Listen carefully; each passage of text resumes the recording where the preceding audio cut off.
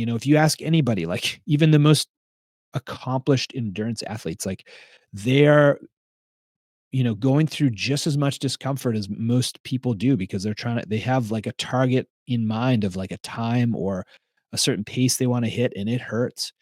It hurts. It's a slow burn.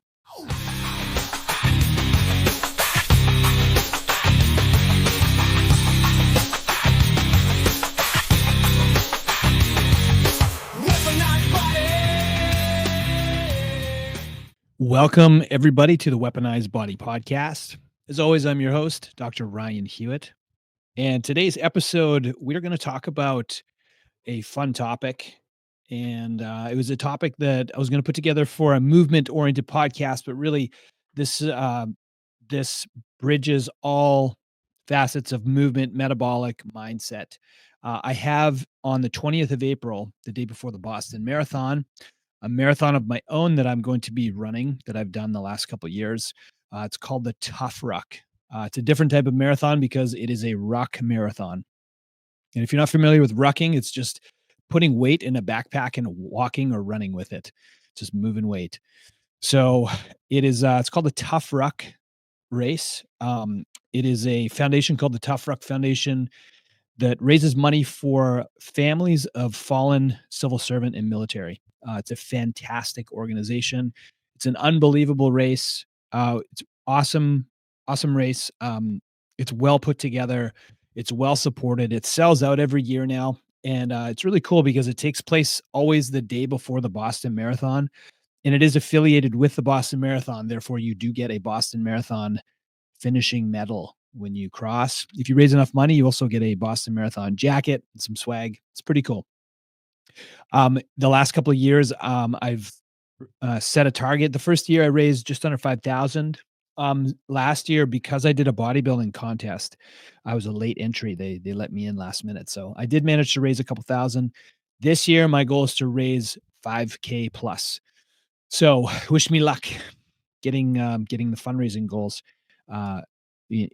together. So today's episode, I was going to talk to people about what it takes to do an endurance race as just a normal civilian.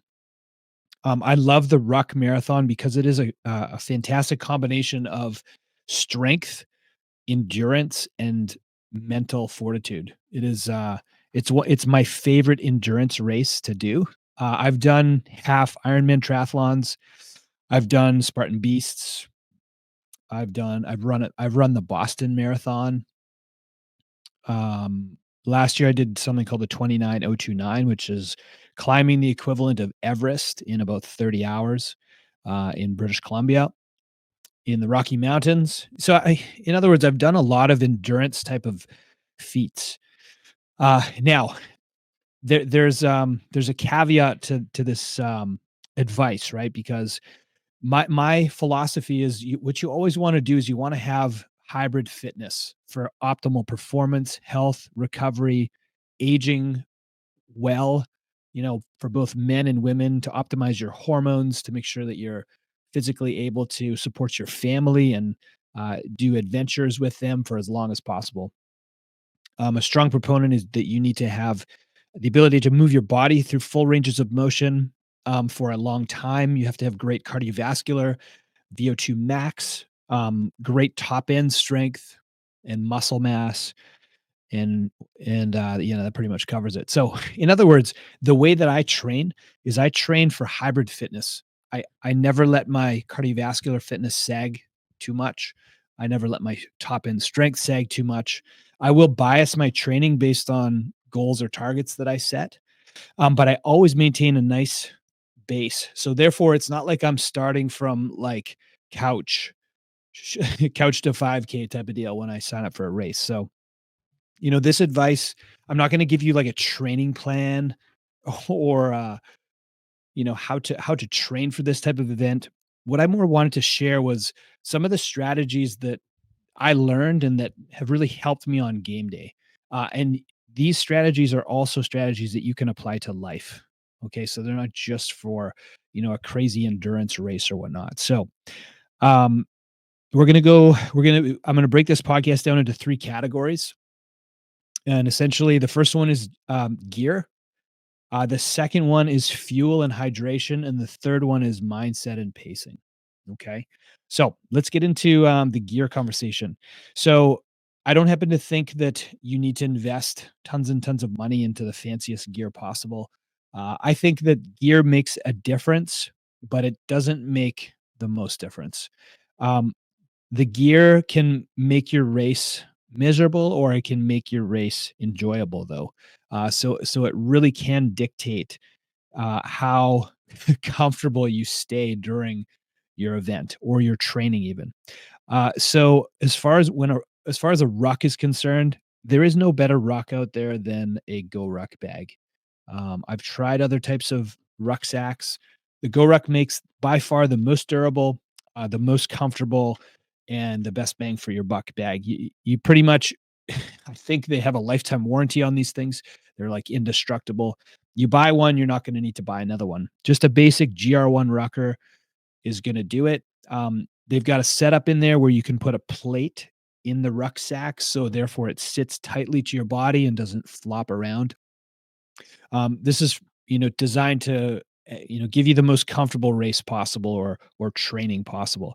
That's what I use. I've got a real old GR1 bag, and I have a 30-pound plate that sits nicely in kind of like the laptop slot, if you will, against my back. So you want the pack to sit nice and snug around your shoulders with a padded straps, and you want to have the plate sit flat on your back. You don't want any space between the plate um, and your back, so that it's not flopping around.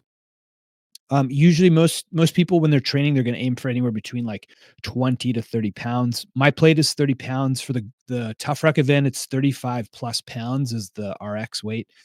So I do have there's other slots in my bag that I can throw little iron plates in there. Those don't flop around too much because they're small. As far as like for your big plate, you want one that fits nice and snug into that pouch. If you want, you can use sandbags or bricks.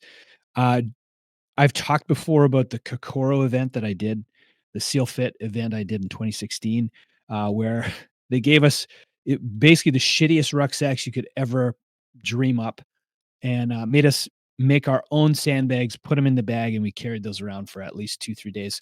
I did Murph with that bag. I climbed up a 10-mile mountain with that bag. we did a, we did a lot of things with that bag.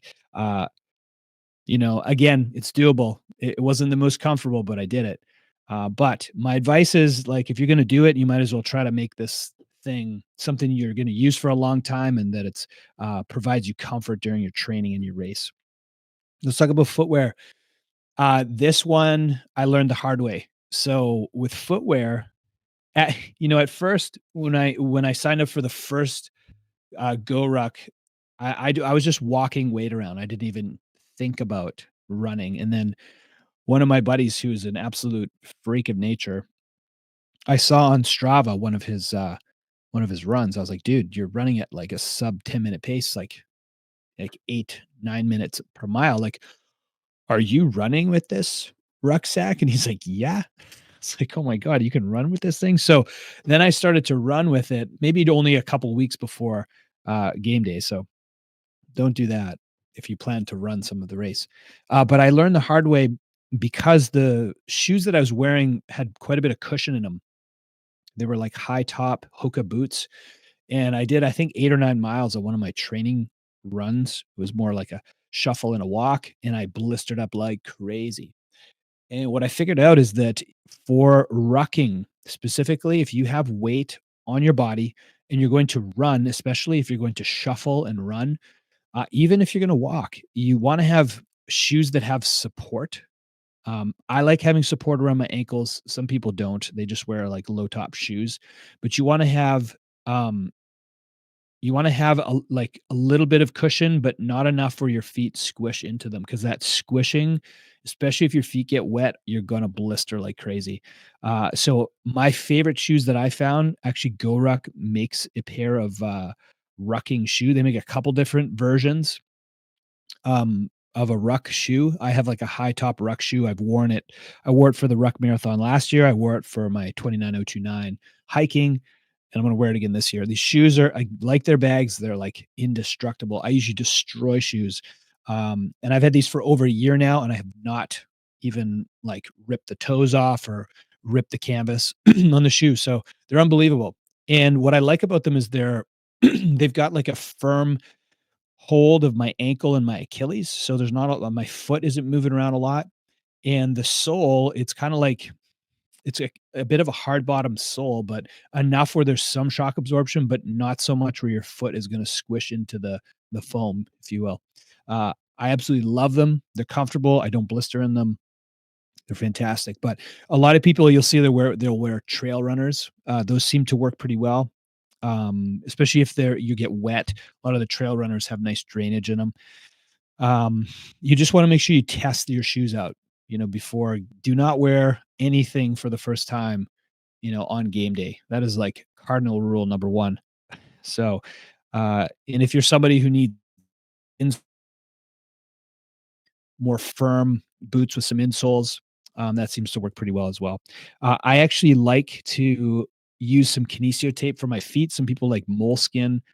You want to make sure you're protecting your feet. So the things that have helped me the most is you use a little bit of anti-chafe, like lube kind of stuff, like a lube stick. Put a little bit between your toes, just so there's some less friction between your toes because your toes will blister if you have too much movement between your toes and they rub. Some people like those toe socks. I don't like those.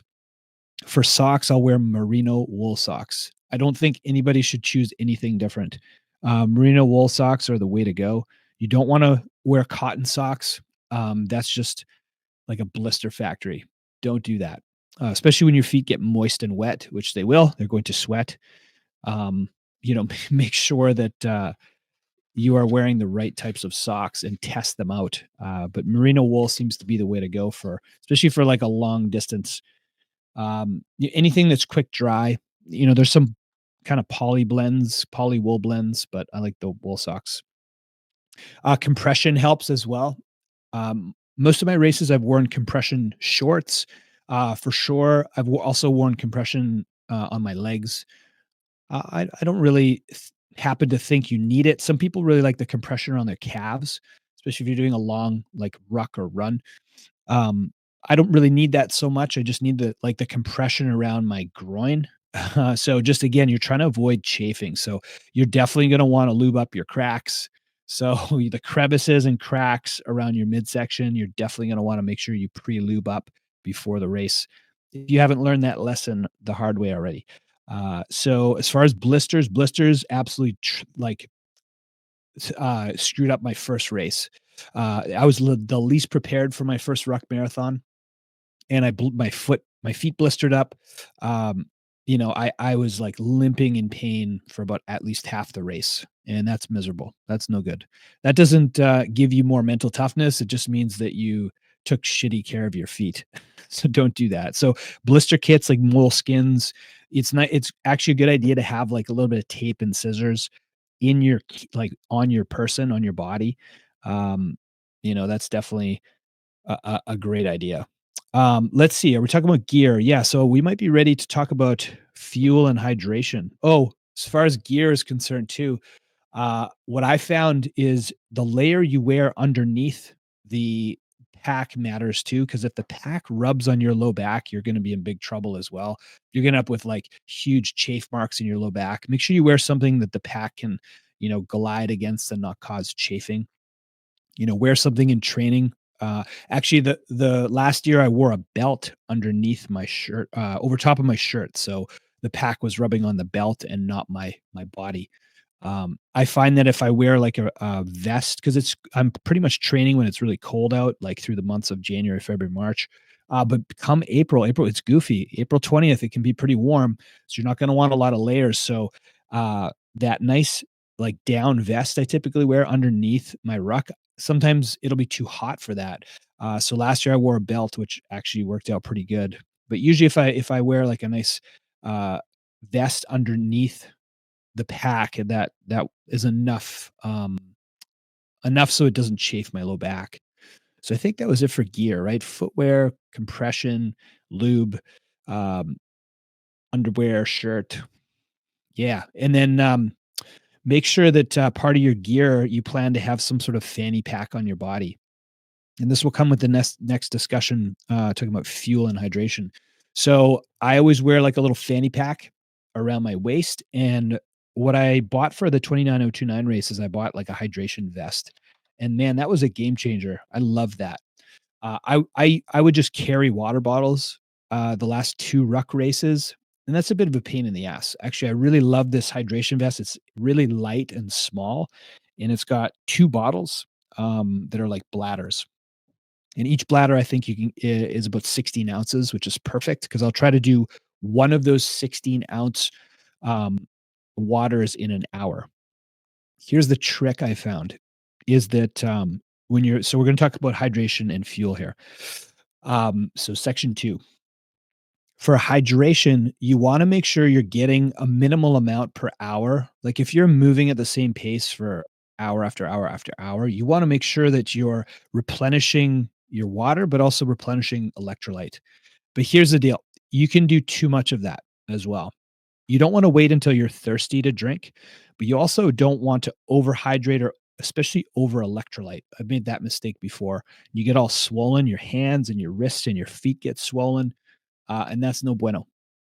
So you want to find a happy medium. The happy medium for me, I found is I'll do fresh water for 1 hour, and then the next hour I will do an electrolyte beverage. So I'll have one of my waters has 16 ounces of fresh water, and one of my waters has 16 ounces of an electrolyte beverage. There's a bunch of different electrolyte stuff out there, salt sticks, there's electrolyte powders, etc. Whatever you use, make sure you use in training. So the whole deal is you want to train your gut as much as you train your body. So in other words, you don't want to be putting stuff in your body on game day you didn't put in your body on um, in training. So you wanna make sure that, you're alternating your fresh water and electrolyte because you don't wanna be doing too much electrolyte, but you wanna make sure you're staying hydrated. For me, I try to drink at least 16 ounces per hour of movement. Some people drink up to a liter. It honestly depends on how hot it is outside. The higher the temperature and the more intense the race, the more water and electrolytes you'll need. I find like these April 20th races in Boston, it's going to be around the 60-degree mark, which is perfect for sort of like a, you know, 16 ounce per hour type of temperature. So, but be smart. Make sure you're reading the weather. There are unpredictables, right? You can't control the weather.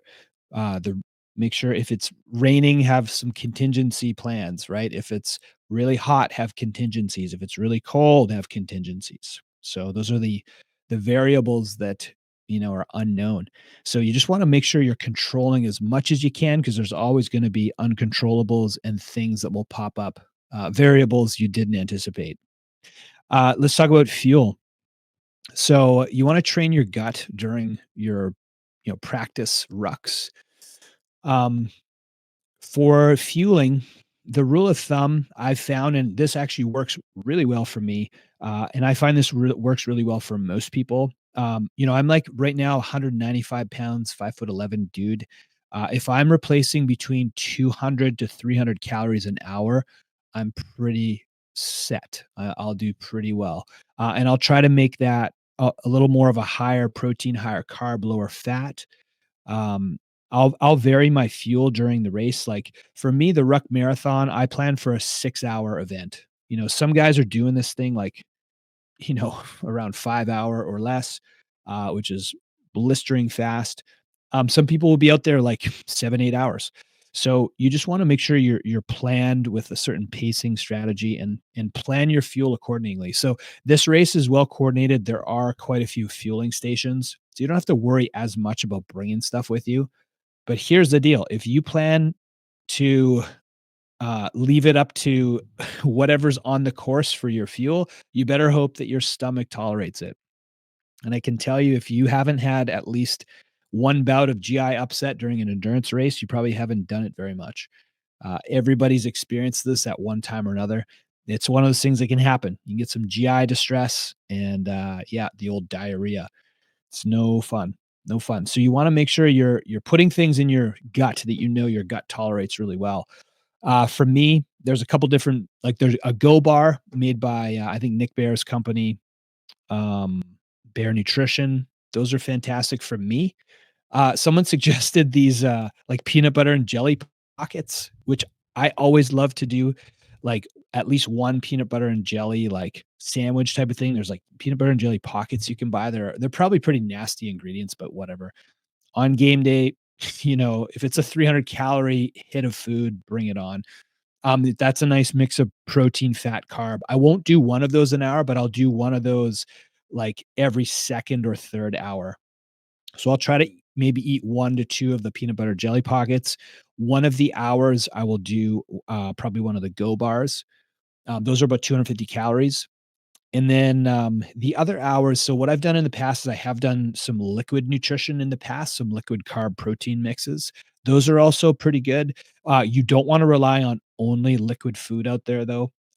That's gonna be real tough. Your gut kinda churns through that pretty quickly. Your blood sugar spikes pretty fast on those, so it's good for, like, quick hit carbs. Same with the gels as well as the scratches, the gels, the jelly beans, like the quick hit sugars. I find during, like, longer endurance stuff, like, I don't like those. I they don't my gut doesn't like them that much. I don't find them, like, appetizing. Especially the gels, oh, the goos, man, they're gross, but some people love them. You can get some that are spiked with a bit of caffeine. So, speaking about nutrition, so let's just finish up game day nutrition. So, here's the principles: get a couple hundred calories an hour minimum. If you're anywhere between, like, 150 to 250-pound person, you want to get like 200 to 350 calories an hour. You want to make sure you're getting 16 plus ounces of water every hour, alternating with electrolytes. You'll be pretty safe if follow those guidelines, and find whatever favorable sort of like macronutrient type of balanced food you like. If you like to eat something, my advice is always try to get something that's more carb rich when you're putting the calories in your body. Those Go bars, for example, I think those are like 30 grams of carbs, like 10 to 15 grams of protein, 10 grams of fat. Peanut butter and jelly sandwich, it's, go ahead, take a guess. It's probably like a little heavier on the fat, but a bunch of carb with the jelly and the bread and a bit of protein. So anyway, the carb is kind of the main thing you want to be getting, quick hit fuel that your body can use immediately. Um, yeah. What else? Um, oh, Prior to the race, make sure you're not coming into the race depleted. So the whole game is that you come into the race hydrated. You come into the race like chopped up in your fuel stores. You've heard of people doing like carb loading the day before. Like, yeah, do that. Like, make sure you're coming in like fully stocked up, fueled, and ready to go. Make sure you eat a hearty breakfast the morning before. Do not do this race fasted, right? Do not do a race like a ruck marathon fasted. That is just a recipe for disaster. I always get like a real big breakfast in the morning, with 1 or 2 cups of coffee. I'll try to get a good caffeine hit. Um, Typically, I don't need caffeine during my endurance races. Some people like it, gives them an extra boost. If you do, maybe like after a couple hours, get a quick hit of caffeine, 30, 50 milligram type of deal. You just want to be careful with that because it is a diuretic. You don't want to overdo the caffeine. So, yeah, that pretty much hits it for the fueling strategies. Um, Mindset. Let's talk about mindset and pacing. Uh, I like the saying that slow is smooth and smooth is fast. Um, One of the things I excelled at the most when it came to CrossFit efforts, I was not the strongest. I was not the fastest, but in a lot of cases, when it came to like pacing strategy and endurance, like those long chippers, like usually I'd come out on top. And the reason was because I was able to pace myself, hold be disciplined and hold a certain pacing strategy. And this is so critical when it comes to a ruck marathon. Uh, It's really easy to bonk. I've been there. The first year that I did the ruck race, I made the mistake of trying to keep up with one of my buddies. He's like, "Yeah, we're gonna run 5 miles, walk a mile, run 4 miles, walk a mile, run 3 miles, walk a mile." So I ran the first 5 miles, walked a mile, went to go oh, no, and then I ran the second 4 miles, and then, my hamstrings cramped up. I was laying on the laying on the side of the course. People were stopping and asking me if I need help. I was like, "No." Managed to get up, and the rest of the race was just absolute misery. I got to, like, the half marathon, point before I cramped up. I was like, "Man," I rode it till the wheels fall off fell off and just absolutely suffered through the rest of the race. That is not a good strategy, guys. That is a strategy that was destined to fail from the beginning. It's not one that I tested. It's not one that I was fit enough to practice. It was not good. Last year, I went in with a far better strategy. Um, I got a nice Garmin watch this time, and it shows me my heart rate and it shows me my pace. And what I figured out is I could keep my heart rate at and I could tell like my lactate threshold or my anaerobic threshold. I could hold for a really long time about between 125 to 140 beats a minute for a long, long time. So I would pretty much shuffle at that pace until it started to bump over 140. I wouldn't let it get higher than 145 beats a minute, and then I would back off and I'd walk for a bit. And it came out like at first I was running quite a bit before I walked, and then it would slow down after a bit. But that worked out really, really well for the remainder of the entire race. I think by the end, I was pretty much going a minute on, minute off by the end, but, uh, doing that as far as, like, a pacing and heart rate strategy worked for me really well. Uh, for a lot of people, they may, find a pace and try to hold that for as long as possible, depending on the type of finish you wanna have. Like, a 4.5 mile per hour pace is gonna get you around a 6-hour ruck marathon, if I'm not mistaken, maybe just over. Wonder if my math is way off.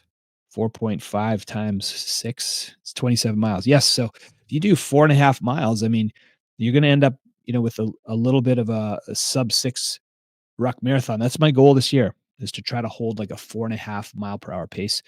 And you can do that either by, going fast and then slow. So you could do like a shuffle and a walk. You could try to hold a certain slow shuffle pace the entire time.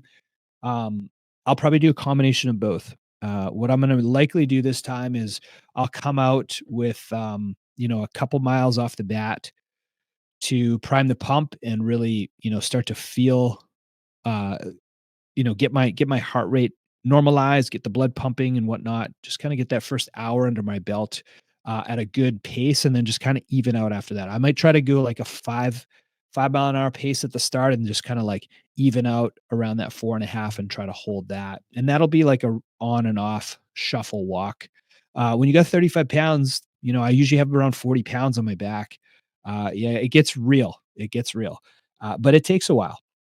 If you're smart, like, the first hour, you're gonna feel pretty good. The second hour, you'll start to feel a little fatigued. Third hour, that's when the dialogue begins between your ears, and, by hour 4, you're convincing yourself to quit, and that's normal. That happens to everybody. Uh, what you wanna do, and here's what I learned, doing mental, mental training with SEALFIT is, I learned some really, really important mental strategies for longer endurance races, whether it's, the half Ironman, races that I've done, or the ruck marathons, running marathons, etc. You wanna set small goals. So, I really like wearing my watch and pacing and watching my pace, my time, etc., because it allows me to focus on what's happening real time with metrics, and I set small targets based on those. Um, some people don't wear electronics at all. They just go by feel, and I did that for the longest time. The trouble with that, it's just you have to focus on something else. Uh, some people wear music, some people wear, podcasts. If you wear your Yeah, there's actually an app that you can download during the race, and it'll tell you your pacing strategy and or sorry, your current, like, projected finish time and pace and whatnot, which is pretty cool. For me, I think last year I wore my headphones for half the race. I listened to a couple podcasts. Most of the race I'll do with, just in silence. I'll just do, just be in my head and just thinking time. Um, if you can, zone out and think and focus on something, that's great. Um, I'm a big proponent of just setting small goals, right? Rather than thinking about like, okay, I'm at hour 2 and I have 4 hours left. Like that's that's a little bit defeating as far as, what your brain can stretch to understand. So you just want to make sure you get to the next aid station or, get to, the next mile or hey, I want to be able to shuffle for the next 3 minutes before I walk. So you want to make sure you're setting small targets, small goals. And then before you know, it's just, like the old saying goes, it's how do you eat an elephant? One bite at a time. How do you finish a marathon? Well, you do it a mile at a time. You do it a half mile at a time, a quarter mile. So you pick smaller chunks to focus on. That way it doesn't ever get overwhelming. And those small wins typically helps you build momentum. And it's really important to make sure that you're maintaining a positive mental attitude. Uh, no matter what, you're going to get into dark spots. You're especially if things go sideways. If you like the first year I had wicked hamstring cramps. I had blisters on my feet. Um, it I can't remember if it rained or not, but, there were so many things that went sideways. I learned so much, right? And that's why, like, this year, it's like, last year I did it, I had the fueling strategy all buttoned up, I had my gear strategy all buttoned up, and then I had my pacing strategy all buttoned up. Um, but those dark moments, they were different last year. Um I definitely was more prepared and more experienced, but I prepare for those dark moments. David Goggins talks about having a cookie jar, just having experiences for you to be able to lean on that you've been through before. Like you've done hard shit before. Pull from that cookie jar from those hard experiences you've had before, and think about what you've been able to do and how resilient you are, how mentally tough you've become because you've been through that hard shit before, right? Have those like cookies for you to be able to reach in and think about when you're going through those like times that you want to quit, when you're going through a lot of pain, because it's going to happen. If you ask anybody, like even the most accomplished endurance athletes, like they're going through just as much discomfort as most people do because they have like a target in mind of like a time or a certain pace they want to hit and it hurts. It hurts. It's a slow burn. So you have to be able to decide how you want to respond when those moments hit. And my advice is to have those experiences you're going to think about and lean on, whether it's like, an inspiration that you have of a person you can think about that you're doing this race for, or somebody that you want to not impress, but somebody that you want to show what is possible, whether it's your kids or your wife or your husband. Being able to have focus on other people is always something that is, gonna help get you through, right? To have experiences to lean on, to have other people to focus on, to have small goals to set, those are some of the pillars of mental toughness that you wanna be able to access when you're going through the pain, when you're going through, you know, those last few miles. Nobody will understand what, like, mile 20 to mile 26 feels like until you've actually been there and done that, because it's real, and been there and done that with 40 pounds on your back. So, it's rewarding, though. It rewards those who are prepared and trained and resilient and ready for the challenge. So, uh, I hope this is valuable for those who are ever interested in doing anything crazy like a ruck marathon or any sort of endurance race, that is, anything that's like something something you've always wanted to do that you're gonna plan to do, and you're gonna, plan on, how to train for that and what it's going to feel like, and, um, the experience it's gonna bring you, because it's super rewarding. It's amazing. I'll never stop doing physical challenges like this. It just teaches me so much every single time that I do it. So whether you're gearing up like for your first ruck event or you're looking for like a physical and mental edge, just take those learnings with you. Um, thanks for tuning in to the Weaponized Body podcast. Once again, as always, share this with a teammate, training partner. If whether you got an upcoming event or you want to know more about rucking or whatnot, shoot me a DM. As always, I encourage people to leave your comments, share, like, rate, review, all that good stuff. I appreciate you guys for listening, and I'll talk to you guys next week.